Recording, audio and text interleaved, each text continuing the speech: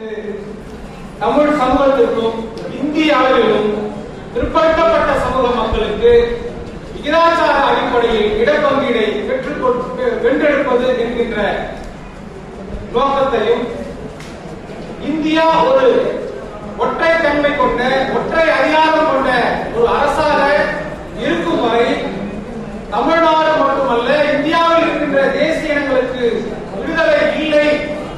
India என்பது ஒரு நாடு அல்ல, பல தேசங்கள் பல மொழி அடிப்படையில் இணைந்த ஒரு தேசங்களின் கூட்டரசாக இந்தியா அமைய வேண்டும், உண்மையான ஒரு கூட்டரசாக இருக்க வேண்டும் என்கின்ற தன்மையில் என்கின்ற அரசியலை அந்த இலக்கை முன்வைத்து 50 ஆண்டுகளாக தமிழ்நாட்டிலும் குறிப்பாக ஆணைமுத்தையா இருக்கும் வரையில் இந்திய அளவிலும் மாப்பேகோகா செயல்பட்டிருக்கிறது. அதில் நாம் இந்திய அளவில் 27% ஒன்றிய அரசு வேலைகளில் பிற்படுத்தப்பட்ட சமூக மக்களுக்கு வென்றிருக்கிறோம். தமிழ்நாட்டில் 50% பிற்படுத்தப்பட்ட மக்களுக்கான வேலையிலும் கல்வியிலும் வென்றெடுத்திருக்கிறோம்.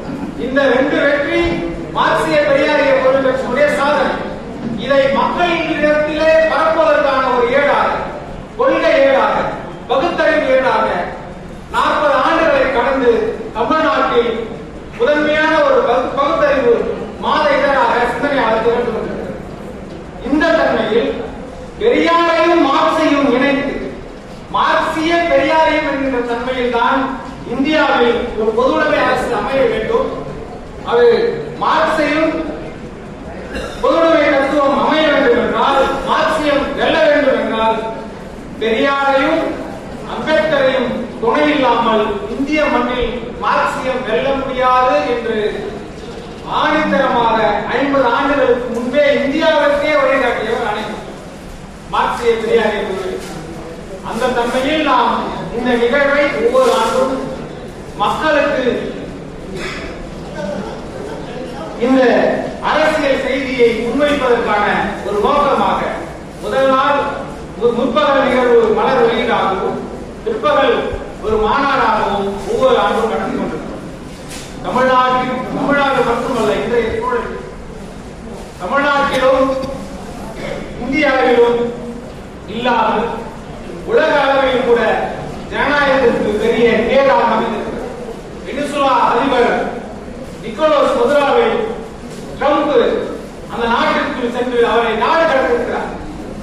இந்தியாவிலும் பிற்படுத்தப்பட்ட சமூக மக்களுக்கும் பட்டியல் சமூக மக்களுக்கும் சிறுபான்மையின மக்களுக்கும் ஒரு அச்சுறுத்தலை ஏற்படுத்தியிருக்கிற வகையில் கடந்த 10 ஆண்டுகளாகவும் இன்னும் இந்த 5 ஆண்டுகளாகவும் பாரதிய ஜனதா தலைமையிலான மோடி அரசு பெரும் பாசிச நோக்கோடு மதவெறியை கொண்டு இந்தியா முழுக்க மதவெறியை கட்டவிழ்த்திருக்கிறது.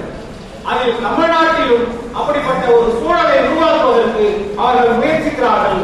அவர்களால் நேரடியாக இங்கே வெல்ல முடியாது என்பதால் சீமானை போன்ற ஒரு சூத்திரரை வைத்து பெரியாருக்கு எதிராகவும் திராவிடத்திற்கு எதிராகவும் இங்கே ஒரு பார்ப்பனிய திராவிட எதிர்ப்பு என்கிற தன்மையை மாற்றி பிற்படுத்தப்பட்ட சமூக மக்களுக்கும்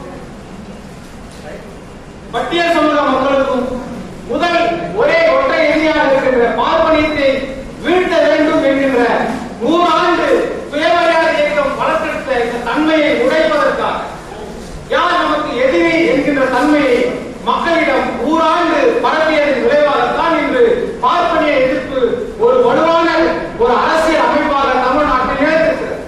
இதை உடைப்பதற்காக பார்ப்பனியம் அல்ல நமக்கு எதிர், தமிழ் தேசியம் என்கின்ற ஒரு புரட்டு தமிழ் தேசியத்தை பேசிக்கொண்டு திராவிடம் தான் நமக்கு எதிர் என்கின்ற ஒரு மடைமாற்றுகின்ற ஒரு கயமைத்தனமான ஒரு அரசியலை சீமானை முன்வைத்து தமிழ்நாட்டில் RSS பிஜேபி மேல செய்கிறது. நேற்று மயிலாடுதுறையில் பேசியிருக்கிறார். பெரியாரை போற்றுவோம் என்கின்ற தன்மையை